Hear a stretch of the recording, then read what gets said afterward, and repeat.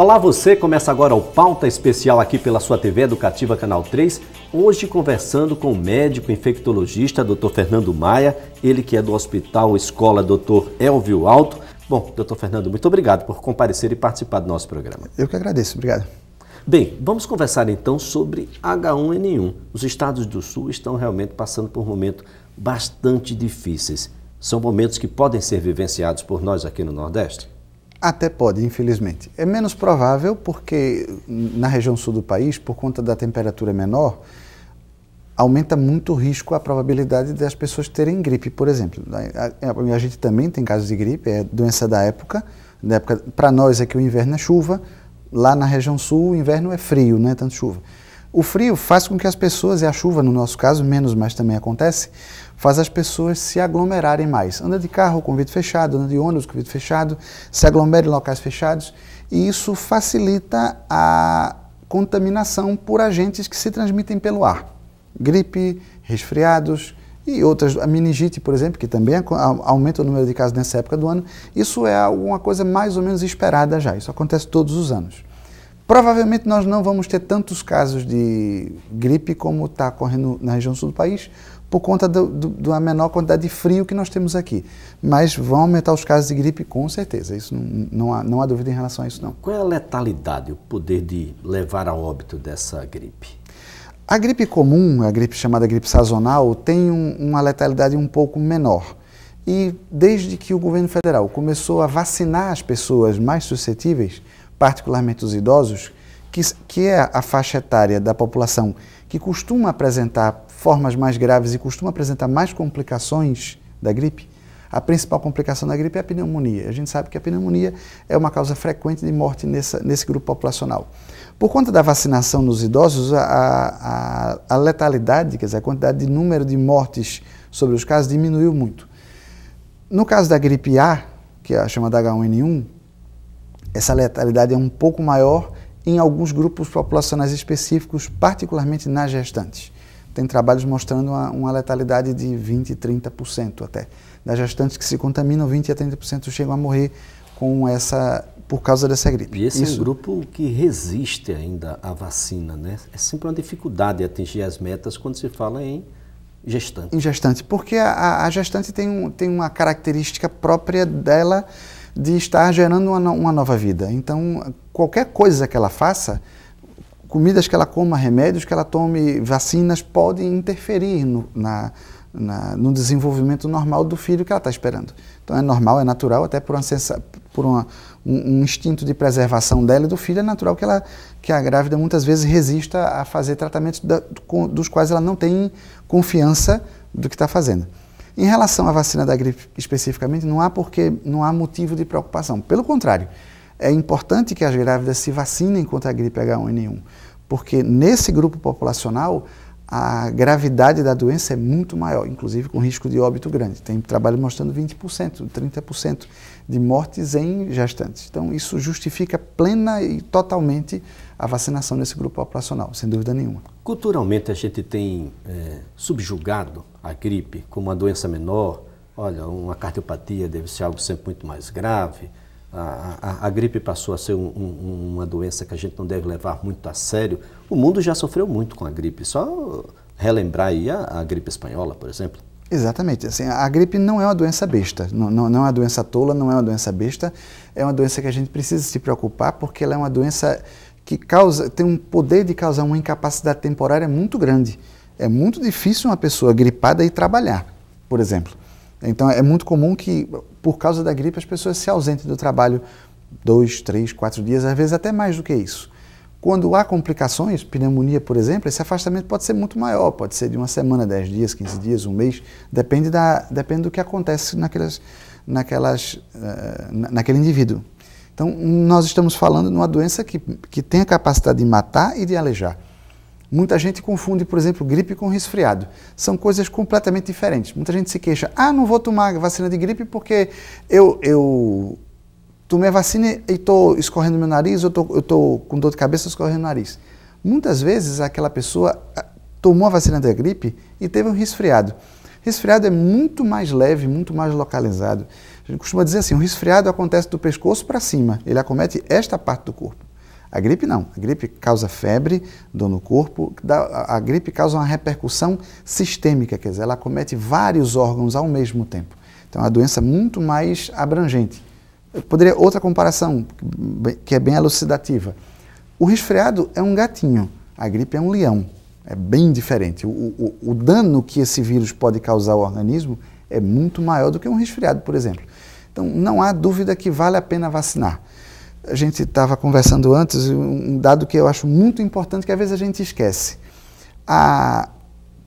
Se você for elencar as 10 maiores descobertas científicas da humanidade em todos os tempos, sem dúvida nenhuma, as vacinas têm que estar incluídas nessa lista. Porque as vacinas efetivamente mudaram a história natural de muitas doenças e mudaram a mortalidade e a letalidade de muitas dessas doenças. Hoje, há doenças que eram um horror, eram um terror para a população, foram controladas. A varíola, por exemplo, desde 1974 que o vírus foi extinto da face da Terra. A poliomielite, nós conseguimos erradicar. O Brasil hoje é um país livre de poliomielite. Por quê? Por causa da vacina. A rubéola, que causa tantos problemas em mulheres grávidas, não na mulher, na criança que ela está esperando. A rubéola congênita pode causar surdez, pode causar malformação, a criança pode nascer com problemas motores, retardo mental, surdez, vários problemas. E tudo isso pode ser evitado com uma vacina. Então, a vacina é um negócio muito importante. Em termos de saúde pública, por exemplo, você tem uma ideia como é que funciona o negócio.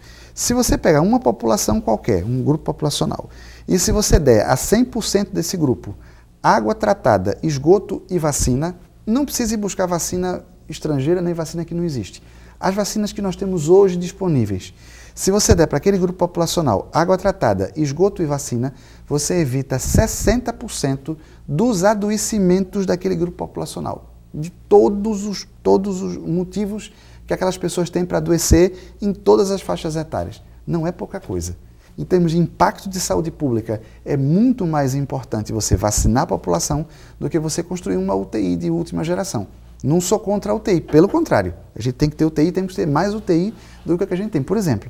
Mas em termos de impacto de saúde pública, água tratada, esgoto e vacina é muito mais efetiva, muito mais importante. A gente não pode descuidar disso. Vacina é sempre bom. Tem problemas aqui e ali, acontece, isso nada que a gente faz, humanamente falando, nada é perfeito. Então, há falhas, mas sempre que a gente vai pesar sobre a necessidade de uma medida de saúde pública como vacina, por exemplo, você tem que pesar a relação risco-benefício. Qual é o benefício que eu quero atingir com a vacina e qual é o risco que as pessoas vão ter se eu tomar essa medida. Se você for comparar na balança o risco-benefício de você vacinar a população, o benefício é tão maior do que o risco que não vale a pena nem a gente discutir essas coisas. Nesse caso. Não vale a pena. Se a gente falar, por exemplo, tem uma vacina, a vacina do HPV, o governo federal já estuda a implantação dela dentro do elenco de vacinas que estão gratuitamente para a população. O know-how brasileiro permite pensar na aplicação dessa vacina que em determinado momento mutila mulheres, em muitos outros, infelizmente, leva à morte. Exatamente. A vacina contra o HPV é mais um grande avanço. O HPV a gente sabe que hoje é o principal causador de câncer de colo de útero e câncer de pênis nas mulheres e nos homens, respectivamente. Pois é, não se fala no homem nessa relação. Mas o homem também... A rubéola, durante muito tempo, a mulher estava sendo vacinada e o homem não. E o homem não. E, de repente, o homem passou a ser o reservatório da doença. E, por isso, hoje, o Ministério tem brigado para vacinar os homens, para os homens não contaminar as mulheres. Então, isso vale para o HPV também? Vale para o HPV também, porque a mulher que pega HPV, pega de um homem. Essa é a relação natural. O problema do homem é que, como o órgão sexual do homem é externo, muitas vezes não aparece. Ou, quando aparece alguma coisa, ele trata com mais facilidade. Na mulher, como o órgão sexual é interno, não é possível ver a lesão, a não ser que ela vá ao médico para fazer o exame. E às vezes isso acaba dificultando as coisas. Então, a vacina do HPV, se for aplicada, eu espero que seja, tem que se vacinar toda a população, homens e mulheres. Porque senão você não controla. Você controla só as mulheres, você não controla os homens. E o HPV também está relacionado ao câncer de pênis nos homens. E está relacionado ao câncer de colo de útero nas mulheres. E o Nordeste tem muita gente, muitos homens mutilados por conta do câncer de pênis. E alguns que foram a óbito também. Exatamente, porque o câncer de pênis é um câncer muito, muito, muito agressivo. Às vezes as pessoas tendem a não valorizar, muitas vezes até por preconceito, por tabu, por fatores culturais, muitas vezes as pessoas nem discutem isso, estão com um problema e não querem nem mostrar a ninguém.